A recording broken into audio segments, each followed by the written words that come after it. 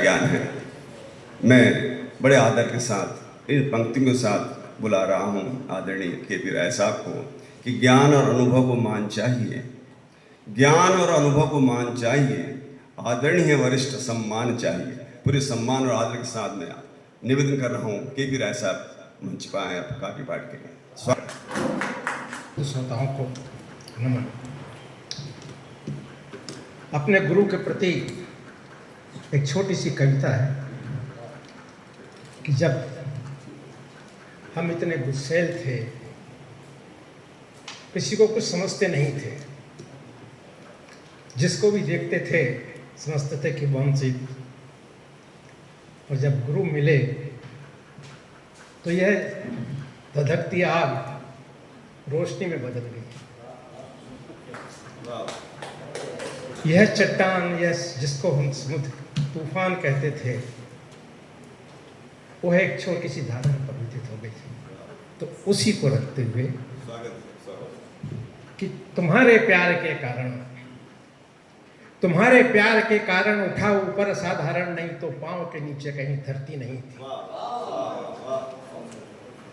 तुम्हारे प्यार के कारण उठा ऊपर असाधारण, नहीं तो पांव के नीचे कहीं धरती नहीं थी।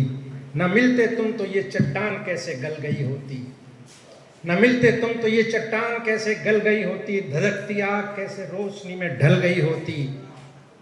तुम्हारे ज्योतिकरण पीकर बना हूं चंद्रमा भू पर, नहीं तो चांदनी मेरे बिना खिलती नहीं है।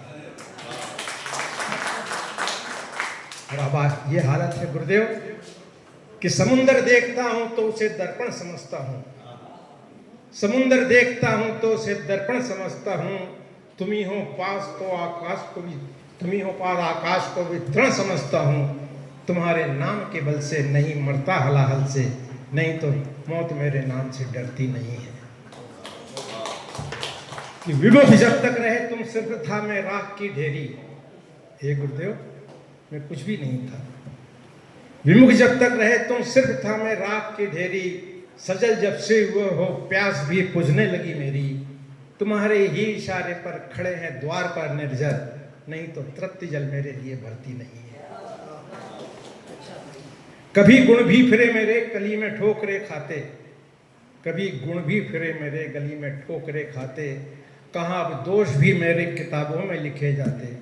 तुम्हारा हाथ है सर पर मिला है इसलिए आदत, नहीं तो जिंदगी मुझ पे कपा करती नहीं है। जय गुरुदेव।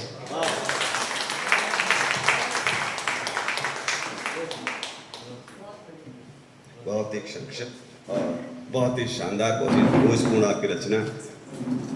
पाँव के नीचे धरती नहीं होती, ये आपके शब्द। बहुत बहुत शुक्रिया, तालियां हो जाए इनके प्रति। बहुत ही शानदार।